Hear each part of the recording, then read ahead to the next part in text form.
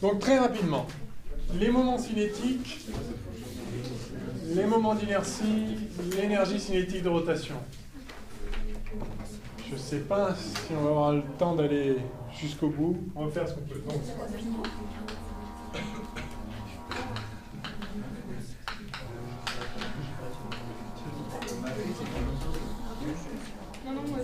est-ce que vous vous souvenez un peu de vos cours de licence sur le moment cinétique?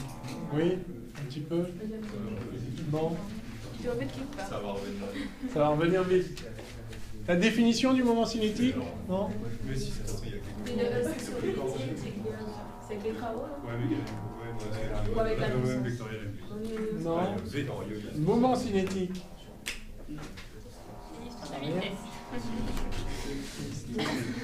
Moment cinétique.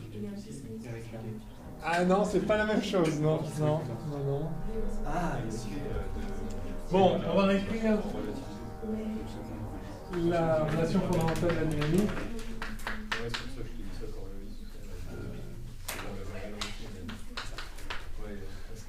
En mécanique, il y a ça et il y a uniquement ça. Vous vous rappelez comment on a dérivé le théorème de l'énergie cinétique à partir de ça? On a fait produit scalaire dr et on en a déduit m dv sur dt scalaire dr égale somme df scalaire dr. Et là, on a vu que ça, c'était m dv scalaire v, ou v scalaire dv, dr sur dt, était égal à la somme des travaux. Et ça, c'est d de 1,5 de mv2,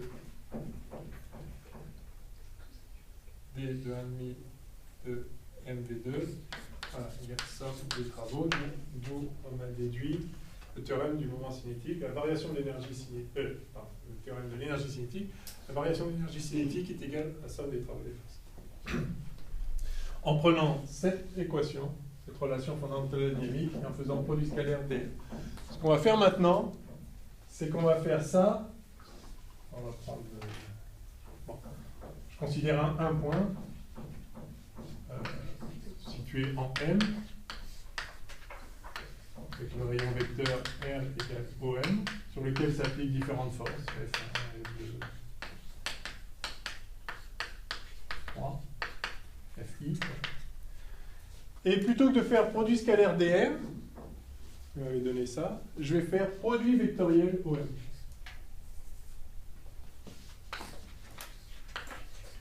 Faire OM vectoriel ça. O étant un point quelconque que je prends comme origine pour repérer la position des points. Alors j'écris, ça fait M, ça fait OM vectoriel d de MV sur dt égale somme de OM vectoriel F pour toutes les forces qui s'appliquent sur le point matériel situé en M. Et bien ça, en une ligne de plus, ça va être le théorème du moment cinétique. Je prétends que ceci est égal à d de OM vectoriel MV sur dt et que ceci, c'est quoi ça? C'est le moment de la force F calculée au point O.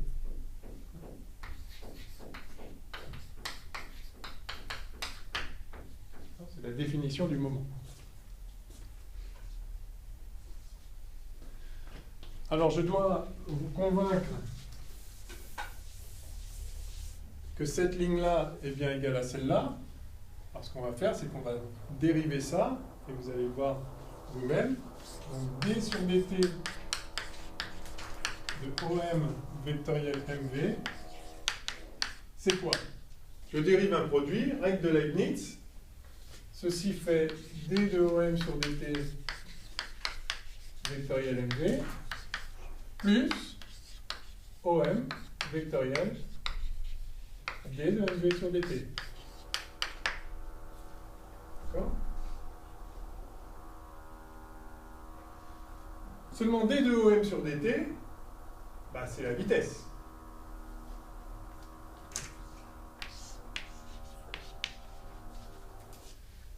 Et donc V vectoriel MV, c'est le produit vectoriel de deux vecteurs collinéaires, c'est 0. D'accord? Donc ceci est en fait 0. Donc il est vrai que cette dérivée est égale à ce produit vectoriel. Donc en une ligne, j'ai obtenu ce résultat qui dit rien de plus que la relation fondamentale de la dynamique. C'est totalement trivial à partir de la relation fondamentale de la dynamique, mais ce résultat est extrêmement important sous cette forme pour traiter tous les problèmes où il y a des solides susceptibles de tourner. Ceci s'appelle le théorème du moment cinétique. Vous voyez que c'est rien de bien méchant là-dedans. C'est pas une révolution de la physique, c'est exactement la relation fondamentale de la dynamique. OM vectoriel cette relation. Ceci s'appelle donc le théorème du moment cinétique parce que ceci, on l'appelle, on le définit comme étant le moment cinétique. Alors, on le note parfois J, parfois sigma. J'aime bien noter sigma, moi, personnellement. Donc, si ça ne vous gêne pas, je vais noter sigma. Alors, par définition, sigma... Alors, c'est comme pour les moments. Les moments sont calculés en un point donné. Les moments cinétiques sont calculés par rapport à un point, ou en un point. Donc, on parle de moment cinétique autour d'un point, on verra après autour d'un axe. Donc, par rapport au point O, je définis le moment cinétique du point matériel M situé au point grand M ayant la vitesse petit v comme étant égal à OM vectoriel, la quantité de mouvement, c'est-à-dire MV.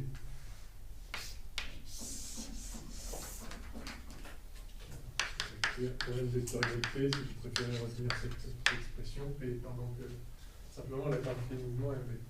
Ça, c'est la définition du moment cinétique. Pourquoi on définit cette quantité-là? Parce que, justement,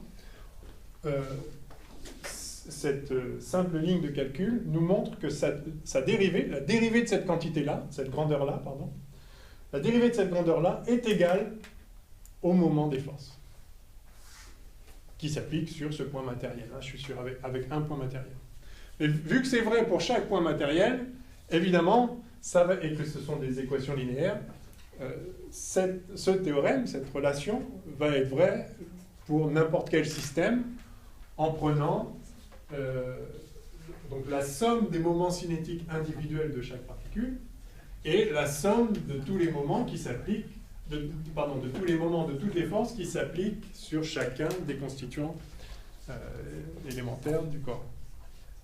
Donc, ce qu'on a démontré ici pour une particule, un point matériel à partir de la relation fondamentale de la dynamique, s'étend immédiatement à n'importe quel système mécanique, puisqu'il n'y a aucune restriction ici, c'est juste l'application d'une relation qui est fondamentale et donc universelle, qui est valable dans tous les cas. Donc, il n'y a aucune restriction à l'application de ce théorème. La dérivée du moment cinétique appliqué en haut par rapport au temps est égale à la somme des moments de force calculés au même point. Et ça, quand même, ça, c'est le théorème du moment cinétique. Attention, c'est le même O ici. Mais ce O, il peut être n'importe quoi. N'importe quel point servant de référence pour repérer la position des autres points. Alors, ça veut quand même dire... il faut que ce soit un point qui puisse servir de référence pour mesurer la position des autres points, donc un point qui lui-même soit immobile. Alors ça, c'est capital. Ceci est vrai, donc quel que soit O, mais quel que soit O immobile dans le référentiel dans lequel on travaille, dans le référentiel considéré.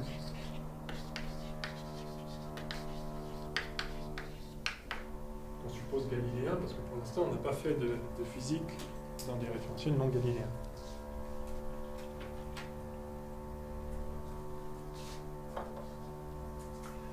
pourquoi faut-il que ce point O soit immobile? Eh bien, pour pouvoir écrire ça. Si O n'est pas immobile, supposons que je fasse pareil avec A, un point A, qui sera ou non immobile. Donc je fais exactement, je prends cette équation, au lieu de faire OM vecteur, parce que O, ça vous suggère que c'est l'origine d'un repère. Mais je veux insister sur le fait que ceci est vrai autour de n'importe quel point, à partir de n'importe quel point. Donc je vais prendre un point A, comme ça, c'est pas a priori le centre du repère. Donc je fais pareil, hein. Je fais AM vectoriel MdV sur dt. Et donc c'est somme des AM vectoriel F.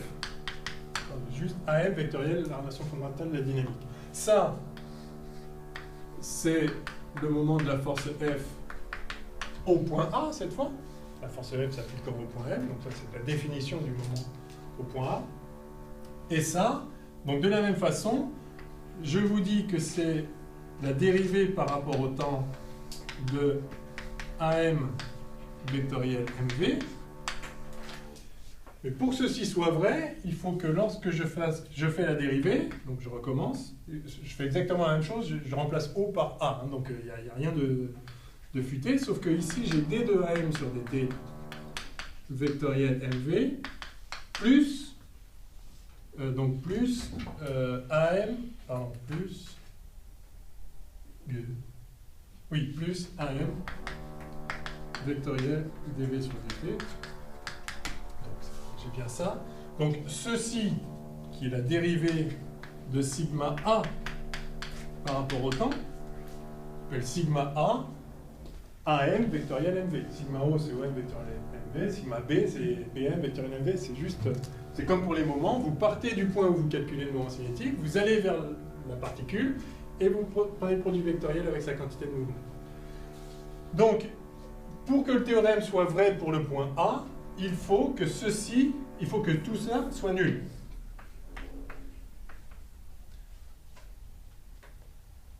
Or, que vaut d de AM sur dt? Mais cette fois, je ne suppose plus que le point A est fixe dans le référentiel. Donc je prends un point O qui, lui, est fixe. Je l'appelle O, ça fait penser à l'origine d'un repère. Que vaut AM? Eh bien, AM, oui. Ah oui, pardon. Je vais mettre là. Oui, on voit rien du tout. Alors, j'écris D de AM sur dt. Et A n'est pas nécessairement fixe. J'introduis un point O qui, lui, est supposé fixe. J'ai donc AM qui vaut AO plus OM, c'est-à-dire OM moins OA. Donc ça, c'est D de OM sur dt moins D de OA sur dt. D'accord? Et donc ça, c'est la vitesse du point M moins la vitesse du point A. Si la vitesse du point A vaut 0, c'est-à-dire si le point A est effectivement immobile, alors ceci vaut Vm, donc la vitesse du point dont on parle, et donc V vectoriel V, ça fait 0, et on a bien démontré le théorème. Mais si VA n'est pas nul, alors, a priori, il n'y a pas de raison que le théorème du moment cinétique écrit comme ceci soit valide, fonctionne. Donc, juste pour ne pas vous laisser croire que ce point O est nécessairement l'origine du repère, de toute façon l'origine du repère, on choisit le repère qu'on veut. J'écris vraiment d sigma sur dt égale somme de moments en A et force, et je mets quel que soit A immobile dans le référentiel considéré. Si vous avez un point qui ne bouge pas, vous pouvez appliquer autour de ce point le théorème du moment cinétique. Alors il y a une exception favorable, enfin c'est pas une exception, il y a un cas supplémentaire où on peut le faire, même si le point est mobile, c'est uniquement si c'est le point G.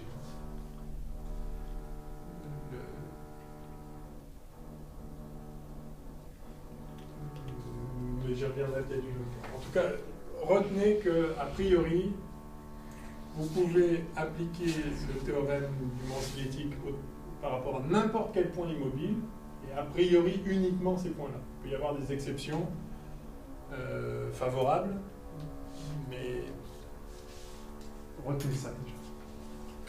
Ok? Donc vous voyez, il n'y a rien de spécial avec le moment cinétique, c'est juste une définition, c'est OM vectoriel la quantité de mouvement.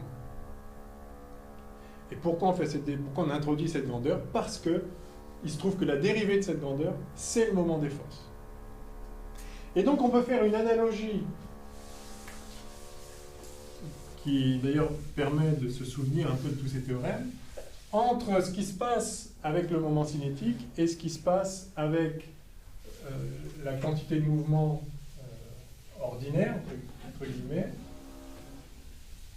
Ces équations permettent de réinterpréter le moment cinétique comme une quantité de rotation. Donc je mets des guillemets, mais c'est bien que vous pensiez au moment cinétique de cette façon.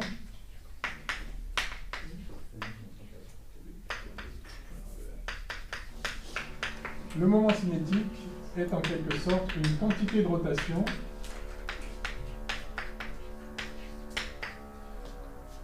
par analogie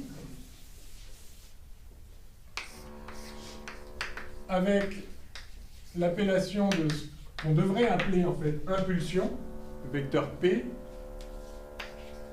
Le moment cinétique sigma, c'est la quantité de rotation. L'impulsion P, c'est ce qu'on appelle, comme vous le savez, la quantité de mouvement. Alors en français, on dit toujours quantité de mouvement. Les anglo-saxons parlent de momentum. En français, on dit impulsion aussi parfois. Et en fait, on devrait dire impulsion, mais on comprend cette impulsion comme la quantité de mouvement qu'il y a dans le système. La quantité de mouvement est proportionnelle à la masse et proportionnelle à la vitesse, P égale mv. En tout cas, en formule, en mécanique non relativiste. La relation fondamentale de la dynamique nous dit que dp sur dt égale la somme des forces. Donc la variation de la quantité de mouvement, c'est la somme des forces. Autrement dit, les forces, l'effet des forces, c'est de changer la quantité de mouvement. Et bien de la même façon, ce qu'on vient de voir, c'est que alors moment cinétique, je vais mettre sigma A, c'est la quantité de rotation autour de A. Je laisse les guillemets. Ce qu'on vient de voir, le théorème du moment cinétique nous dit que la dérivée du moment cinétique autour de A est égale à la somme des moments des forces en A. Donc, les moments ont pour effet de faire changer la quantité de rotation. Et ça correspond bien à ce qu'on a introduit dans les cours précédents. Le moment d'une force, c'est sa capacité à faire tourner, ou en tout cas à modifier l'état de rotation d'un système. De même qu'une force, c'est la capacité à modifier l'état de translation d'un système, enfin l'état de position d'un système. Ça change sa vitesse. Pas sa position, ça change sa vitesse. Donc de la même façon qu'une force fait changer la vitesse, la quantité de mouvement, le moment d'une force fait changer la quantité de rotation, qu'on appelle le moment cinétique. Et ceci est vrai donc quel que soit A fixe. Ok? Alors on peut pousser plus loin ce parallèle entre l'action des forces sur le mouvement global du corps et l'action des moments sur la rotation des corps en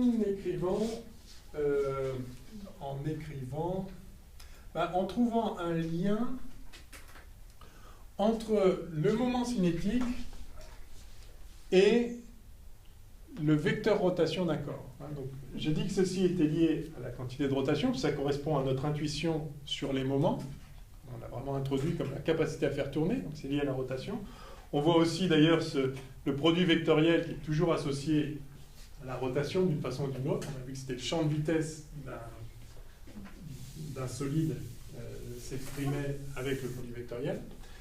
Mais je vais maintenant exprimer le moment cinétique d'un corps solide en rotation, et je vais essayer de relier ce moment cinétique au vecteur rotation lui-même. pour montrer que vraiment, ça capture cette idée essentielle de quantité de rotation dans un corps. Alors, si j'écris là, vous ne voyez pas trop. Là, oui, mais pas trop. Ouais, bon, je vais le mettre là, c'est ça. Donc, je vais prendre un corps. Donc, K d'un corps en rotation, K d'un solide en rotation. Alors, je vais écrire autour d'un axe fixe.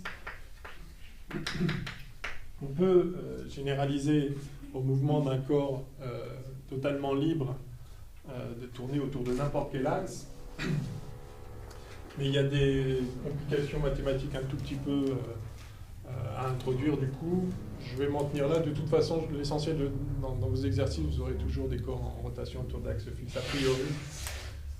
Donc c'est pas la peine d'introduire des complications s'il n'y en a pas besoin. Donc je prends un patatoïde, là, un corps solide en rotation, et donc je lui associe son vecteur rotation. Vous vous rappelez qu'il s'écrit, enfin, ce vecteur rotation, c'est θ point u delta si je définis delta comme étant l'axe de rotation, et j'écris θ, enfin je définis l'angle θ autour de l'axe en l'orientant en conformité avec l'orientation de delta, c'est-à-dire avec la règle du tire-bouchon. Donc U delta, j'ai choisi une orientation comme ça vers le haut, why not. Par conséquent, θ est orienté comme ceci, et le vecteur rotation du corps autour de cet axe s'écrit θ point U delta. Il est clair que si θ point est négatif, eh bien oméga est dans l'autre sens. Très bien, c'est normal, si ça tourne dans l'autre sens, le vecteur rotation est vers le bas et non vers le haut. Donc je ne reviens pas là-dessus. Voilà le vecteur rotation. Alors, ce qu'on a vu, je ne sais plus quand, c'est qu'une fois qu'on connaît le vecteur rotation, on connaît le champ de vitesse du solide.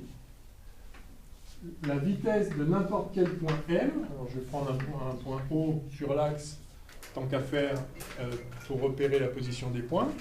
La vitesse du point M, comment elle s'exprime? Alors, on a toujours la relation de Babar pour les vitesses qui me disent que Vm égale Vo plus MO vectoriel oméga.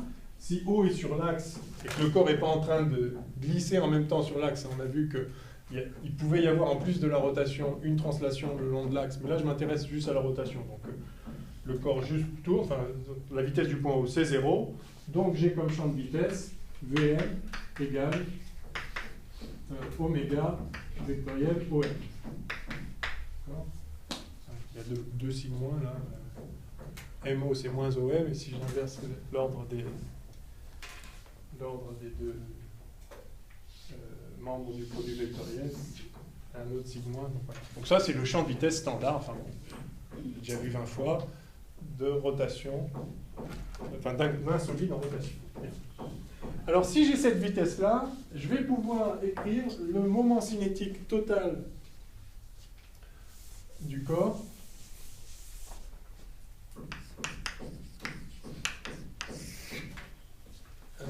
par exemple par rapport au point O, calculé au point O. Donc sigma O, c'est quoi? Par définition, ça va être la somme pour tous les constituants du corps. Je vais l'appeler sigma O, enfin sigma O, je sigma O total, donc ça va être la somme pour toutes les particules I des sigma en O du point I. Enfin, vous comprenez les notations, je vais écrire directement. Donc c'est la somme, alors rappelez-vous la définition du moment cinétique, c'est O MI, si je parle du point MI, vectoriel, la quantité de mouvement du point I.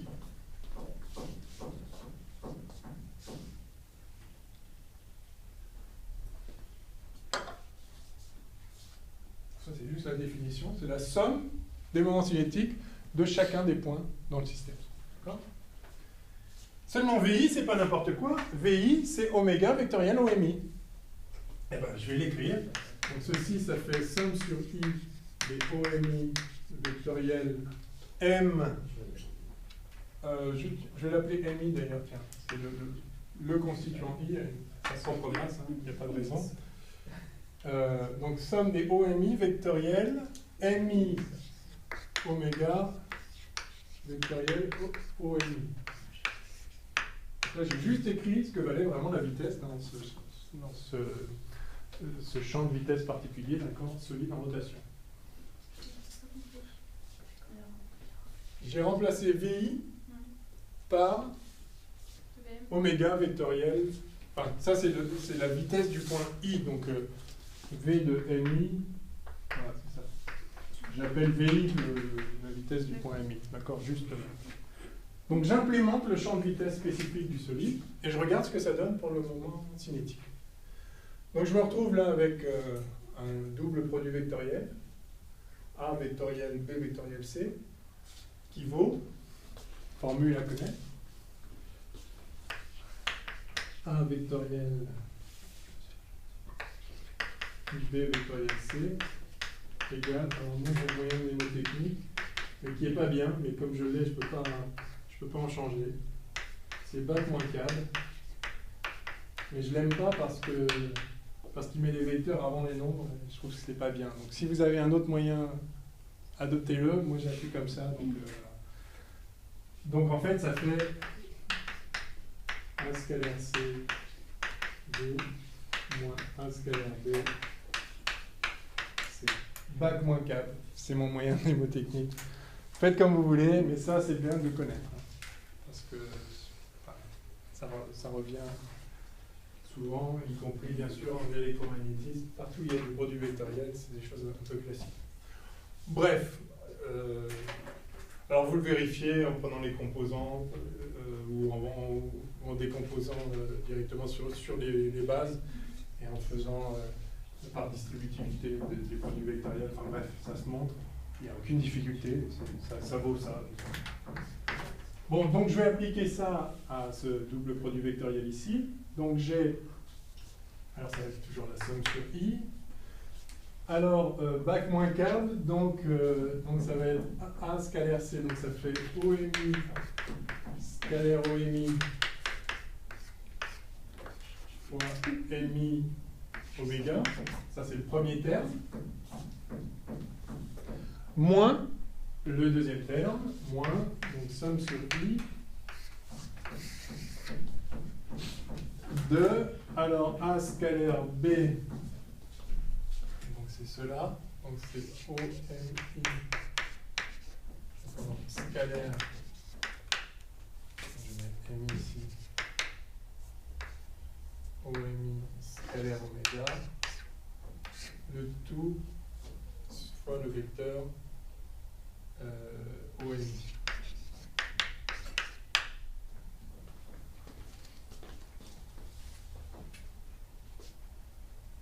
Ah. Ouais. Non, je ne suis pas sûr. A scalaire C, vectoriel oméga. Ouais. Pas vectoriel, fois oui. Bon, je vais effacer là, tant pis, je voulais garder l'analogie, mais on la réécrira. En fait, c'est fini, hein, grosso modo. L'idée maintenant, c'est de dire que ce terme-là,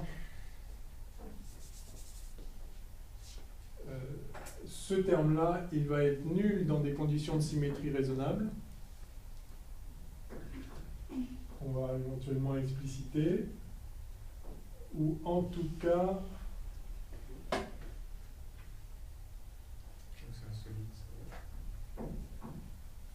que c'est insolite. Oui, c'est insolite. Ça va, c'est-à-dire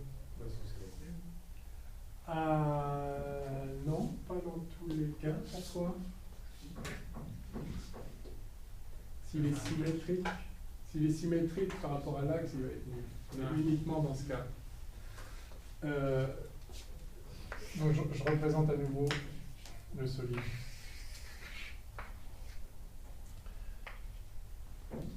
Donc ça, je laisse de côté, c'est le terme qui m'intéresse, on va voir après comment l'exprimer, mais en fait c'est fini. Là, voilà. Après on va définir que ça s'appelle le moment d'inertie, on va voir ses propriétés, mais l'affaire est terminée.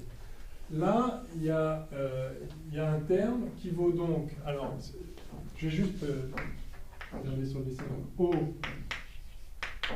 OMI. Donc je fais OMI scalaire oméga, donc projeté suivant l'axe U delta, si vous voulez, ça fait, je prends juste ce terme. Je vais écrire vite fait, somme des OMI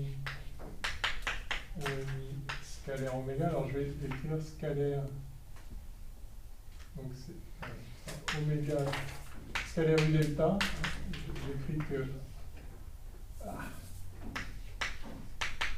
le vecteur oméga c'est oméga U delta, juste pour avoir le vecteur unitaire. Voilà. OMI. Donc,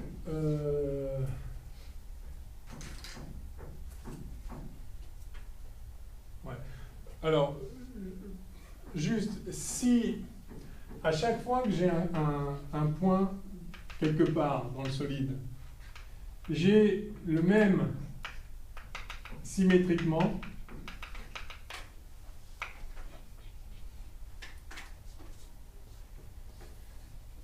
ce truc-là va s'annuler, mais non. Ah, je sais pourquoi. Ok. Donc, j'ai rien écrit de faux, mais c'est pas tout ce que je voulais. Je voudrais pas. Oui, c'est pas ça que je veux. Excusez-moi. Alors, avant, je vais introduire le projeté orthogonal de MI sur l'axe. Donc, désolé, la ligne que j'ai écrite n'était pas fausse, mais c'était un peu prématuré. Donc, je vais introduire H maintenant. Donc, je dis que OMI, c'est OH plus HMI. D'accord? Donc, ceci fait somme des OH plus HMI vectoriel MI oméga vectoriel OH HMI. Et là, vous serez d'accord pour dire que OH est le long de l'axe, donc suivant U delta, donc OH est parallèle à oméga, le vecteur rotation.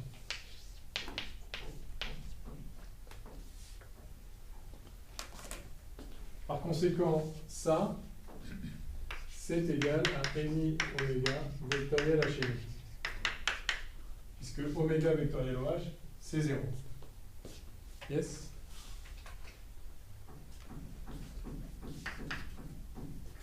Donc je continue le développement. Ça fait somme. Alors H, pardon, c'est HI. C'est le projeté de MI. Voilà. Chaque point MI a un projeté sur l'axe orthogonal. Je l'appelle HI. Donc ceci fait somme des OHI vectoriels MI oméga vectoriel HI plus somme des HIMI vectoriels MI oméga vectoriel HIMI. Excusez-moi, je commence à faire tout petit là, mais bon, j'ai juste développé le produit vectoriel. J'aurais dû passer de cette ligne-là, mais c'est pour que ce soit vraiment explicite au tableau. Et j'ai donc ce terme-là, que je vais noter ici, sigma O égale donc somme sur I de MI HIMI vectoriel oméga vectoriel HIMI plus l'autre terme ici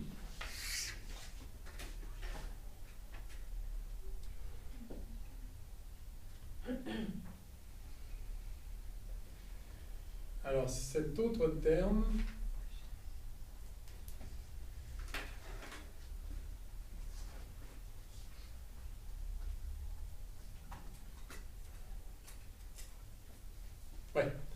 cet autre terme vaut, alors je vais l'écrire avec mon bac-cap, ça vaut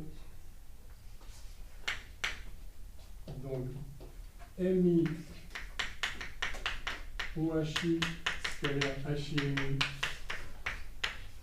oméga moins CAB,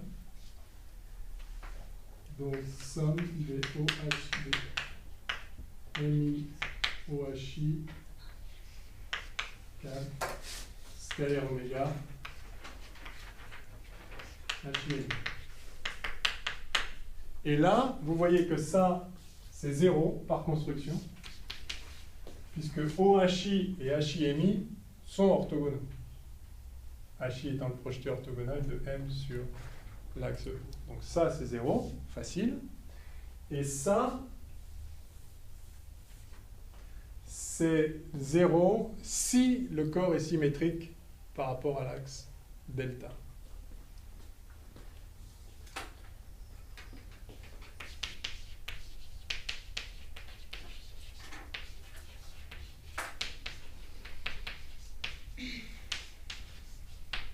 Pourquoi? Parce que si à chaque fois que j'ai un point MI, j'ai le même symétriquement par rapport à l'axe, c'est-à-dire ici j'ai un MI', symétriquement ça veut dire qu'ils ont le même HI. Et donc le HI' de celui-là, ce vecteur-là, et le HI' de l'autre point symétrique, ils sont exactement opposés. Je prends le point symétrique. Ils ont le même OHI, c'est le même vecteur oméga, ça c'est le vecteur rotation du corps, et donc si à chaque fois que j'ai un HI' par là, j'ai un HI' de l'autre côté qui va donc, dans cette somme sur tous les points, s'annuler, eh bien tout l'ensemble du terme ici fera 0. Donc si le corps est symétrique par rapport à delta, ceci vaut aussi 0. D'accord ? Et donc on a fini. Alors, si ce n'est pas le cas, j'en dirai un mot après, mais je prends un corps symétrique autour de l'axe de rotation, et je vois que ce terme est nul. Il me reste donc ceci à traiter, et ça, c'est ça la partie intéressante. Parce que ça, c'est un double produit vectoriel, alors qu'on peut aussi développer en bac moins câble. Oui, bon, on peut. Ou alors on peut aussi le faire avec les mains. Vous avez d'abord ce produit vectoriel-là, c'est oméga vectoriel HIMI. Oméga vectoriel HIMI, c'est un truc qui va être suivant Uθ. Et ensuite, vous avez HIMI, suivant UR ou URO en cylindrique, vectoriel Uθ, ça vous voyez que c'est un truc qui vous redonne oméga. Et dans ces produits vectoriels, il n'y a que des vecteurs perpendiculaires l'un à l'autre. Donc c'est le produit des normes fois le sinus de l'angle qui vaut 1 à chaque fois. Donc ce terme-là vaut simplement somme sur I BMI fois le produit de ces normes. HIMI fois HIMI, donc ça fait HIMI carré, fois oméga, et fois oméga, et c'est dirigé suivant oméga. Qu'on retrouve très bien avec le bac moins cab, hein, le moyen que vous voulez. B, et donc on a A scalaire C, c'est bien ça. Ça c'est le bac. Et le moins cab, ce serait donc, vous auriez du A scalaire B, donc ça scalaire ça. Et effectivement, par construction, comme HI est le projeté orthogonal de MI sur l'axe, HIMI est orthogonal à oméga. Donc le produit scalaire vaut 0. Bref, dans tous les cas, on retrouve ça. Enfin, c'est très simple. Je voulais juste vous montrer aussi avec les doigts pour que vous le voyez, que c'est ce vecteur-là est suivant Uθ, et du coup celui-là est suivant U delta. En tout cas, on obtient que sigma O vaut ça.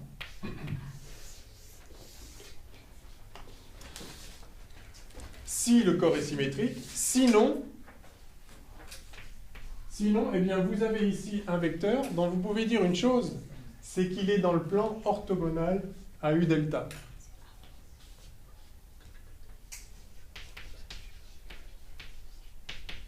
Pourquoi? Parce qu'ici, vous avez une somme de vecteurs qui sont tous orthogonaux à U delta par construction, puisque HI est le projeté orthogonal de MI sur l'axe. Donc, peut-être que la somme ici ne fait pas 0 si le corps n'est pas symétrique. Mais en tout cas, ce vecteur-là, donc ce terme ici, l'autre terme qu'il faut ajouter à ça pour avoir le sigma au complet, ce terme-là est orthogonal à l'axe, dans tous les cas, sans aucune hypothèse. Donc, ça, c'est sans hypothèse, et ça, c'est avec un corps symétrique.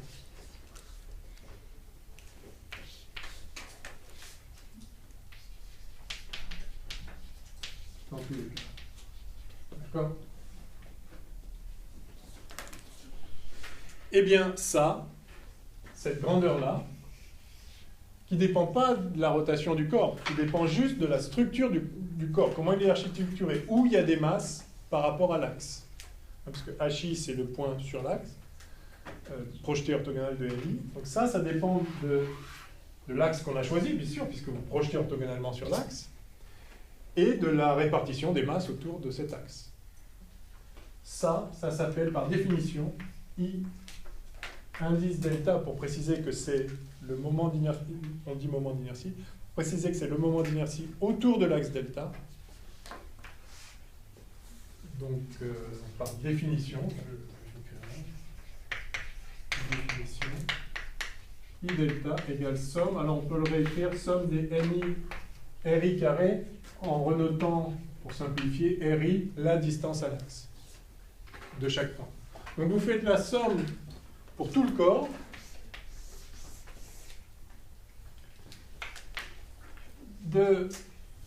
pour tous les constituants du corps, de la masse du constituant et du carré de la distance à l'axe.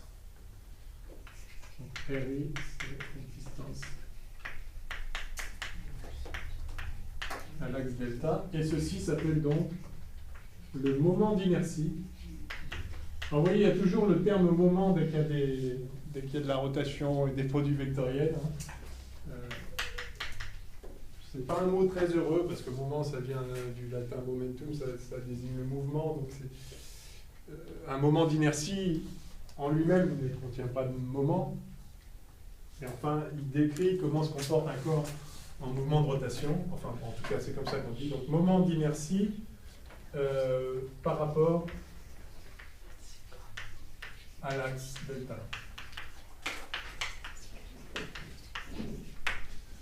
OK?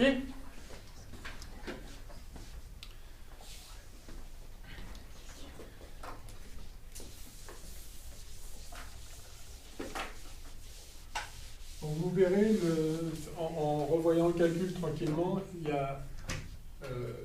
n'y a vraiment aucune difficulté. Hein, ces quelques lignes. Il faut introduire le point H. J'avais oublié de faire à un moment, mais on s'en aperçoit vite parce qu'on ne tombe pas sur ce qu'il faut du coup. Donc vous introduisez le point H et puis vous déroulez le truc, vous développez les produits vectoriels et vous obtenez ce résultat. Alors, donc, dans le cas d'un corps symétrique, vous pouvez écrire directement un corps symétrique par rapport à delta. Vous avez, ça c'est un résultat vraiment important, sigma O égale I delta fois oméga, où I delta, donc, est le moment d'inertie par rapport à l'axe delta, et ceci est vrai quel que soit O appartenant à delta. Pour n'importe quel point, je l'ai calculé en un point O, je n'ai pas dit où était O, j'ai juste dit qu'il était sur l'axe. Donc, le moment cinétique d'un corps symétrique par rapport à un axe autour de n'importe quel point de l'axe s'écrit I delta oméga. Et ceci est en tout point analogue à P égale mv, en remplaçant les grandeurs de translation en grandeur de rotation, c'est-à-dire vous remplacez, donc ça c'est la quantité de mouvement, ça c'est la quantité de rotation, ça s'appelle moment cinétique, c'est ça. Là vous avez la vitesse du corps, linéaire, la vitesse, enfin sa vitesse, quoi, de la position par rapport au temps. Ici vous avez la vitesse angulaire du corps. Et c'est un vecteur quand même, parce qu'une rotation est caractérisée par une vitesse angulaire, mais aussi par une direction et un sens, bien sûr. Donc, et c'est ça qui vous explique pourquoi on appelle ça moment d'inertie, le I. C'est le coefficient d'inertie pour la rotation au même titre que la masse est le coefficient d'inertie pour la translation. Ceci est la masse inertielle, hein. On a commenté dans le premier cours. Et bien ceci est le coefficient d'inertie. Ça dit comment la quantité de rotation est reliée au vecteur rotation. En fait, un corps qui a une plus grande inertie de rotation, un plus grand moment d'inertie, va avoir une plus grande quantité de rotation pour une même vitesse angulaire. Effectivement, si vous faites tourner un corps, si je fais tourner cette craie autour d'elle-même, comme ça, bon, bah, pour un certain vecteur rotation, elle a une certaine quantité de rotation qui vaut son moment d'inertie fois la vecteur rotation. Si vous prenez un corps maintenant qui va être, je sais pas, un énorme cylindre de plomb que je fais tourner autour du même axe à la même vitesse angulaire, donc le même vecteur rotation. Mais clairement, je vais avoir une plus grande quantité de rotation. C'est-à-dire, pour mettre fin à cette rotation, il va falloir que j'applique des forces plus longtemps ou plus fortes. Enfin, voilà. C'est exactement comme pour la quantité de mouvement. Si vous voulez mettre un mouvement, si vous voulez mettre en mouvement un corps de grande masse, il faut appliquer une force plus importante ou pendant plus longtemps. Enfin, pour provoquer une certaine accélération, donc changer la vitesse d'un corps, il faut mettre une force plus grande si vous avez une masse plus grande. C'est exactement pareil avec le moment cinétique, donc la quantité de rotation, et le moment d'inertie, le coefficient d'inertie de la rotation. Alors, si le corps n'est pas symétrique,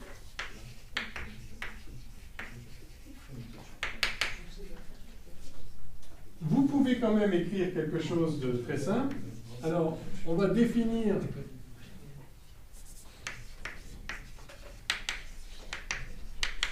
On définit sigma delta. Alors cette fois, c'est plus un vecteur, donc c'est le moment cinétique,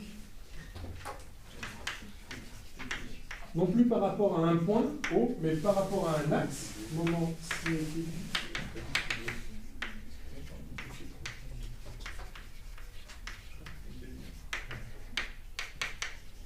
Par rapport à l'axe delta.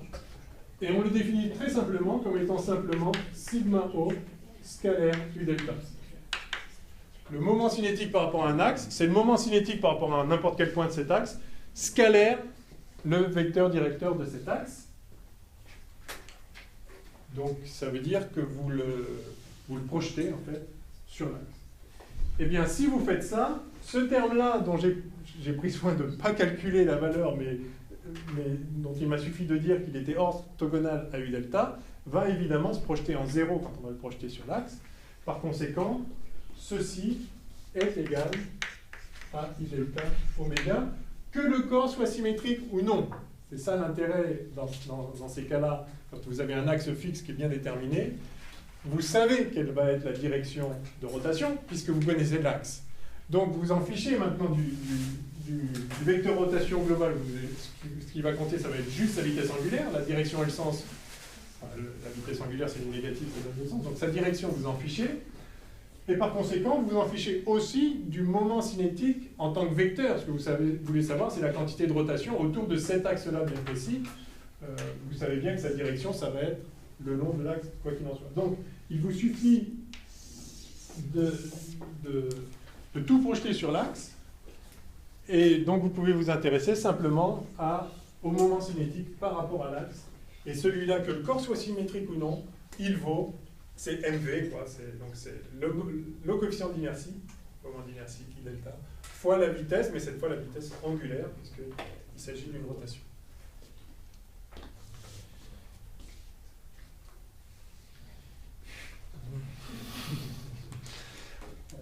Ouais. Eh bien, on va finir avec l'énergie. Et puis, on a 4 minutes. On aura pas le temps en 4 minutes de faire toute l'énergie. Ouais. Si... Est-ce que ça vous avez bien compris? Il faut que je... Non, reformule encore. Non, c'est bon?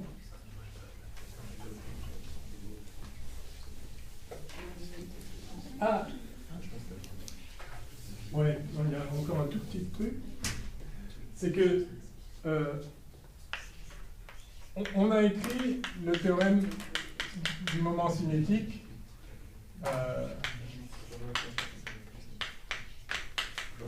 vectoriel.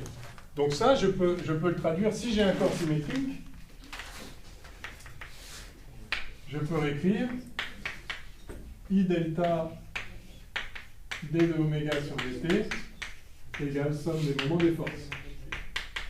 Donc ça correspond, enfin, vraiment, hein, vous avez l'analogie sigma égale I oméga, P égale mv, et vous aviez dp sur dt égale somme des moments des forces, c'est-à-dire mdv sur dt égale... dp sur dt égale somme des forces, donc mdv sur dt égale somme des forces, relation fondamentale de la dynamique, qui se traduit en version rotation, si on peut dire, comme la masse, c'est-à-dire coefficient d'inertie fois la dérivée de la vitesse, mais donc de la vitesse angulaire, est égale, non pas à la somme des forces, mais à la somme des moments des forces. C'est ça qui induit de la rotation. Le moment au point haut. Un point haut quelconque, quel que soit le point haut sur l'axe. Là, si le corps est non symétrique, en fait, donc je vous ai dit qu'on pouvait s'intéresser simplement à la composante du moment cinétique suivant l'axe, puisqu'on sait autour de quel axe le corps va tourner. En général, c'est dans ces cas-là qu'on utilise. Ce que je dis là est vrai quoi qu'il arrive, mais c'est intéressant dans ces cas-là, quand vous avez un axe fixe.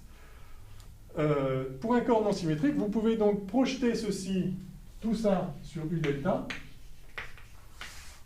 Et donc vous allez avoir d sur dt de sigma O scalaire U delta, c'est-à-dire sigma delta. Par définition, sigma delta, c'est sigma O scalaire U delta, va être égal à la somme des moments calculés au point haut, scalaire U delta. Et bien ça, je l'appelle moment de la force, non pas en un point, mais autour d'un axe, autour de l'axe delta, et je le note de façon tout à fait symétrique à ce qu'on a fait pour le moment cinétique. Je le note M delta de F. Donc ça, c'est le moment de la force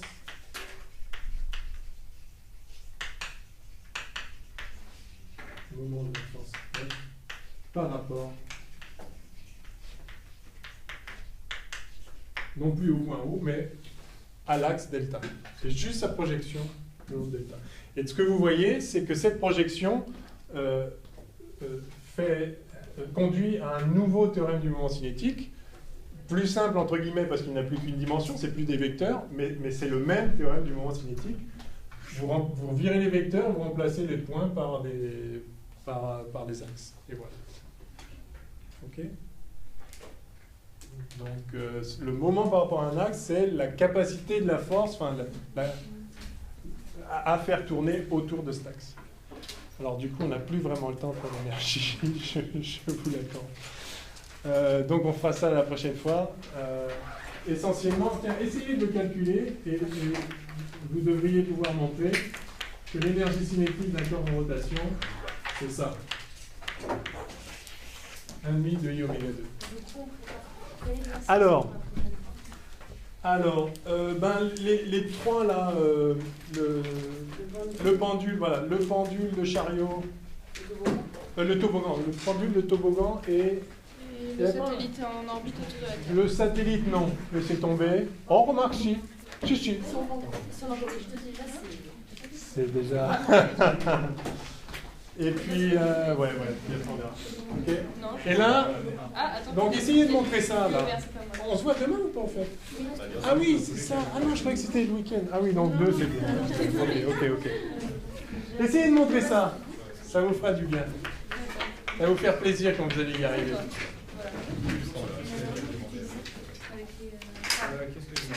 Allez, à demain.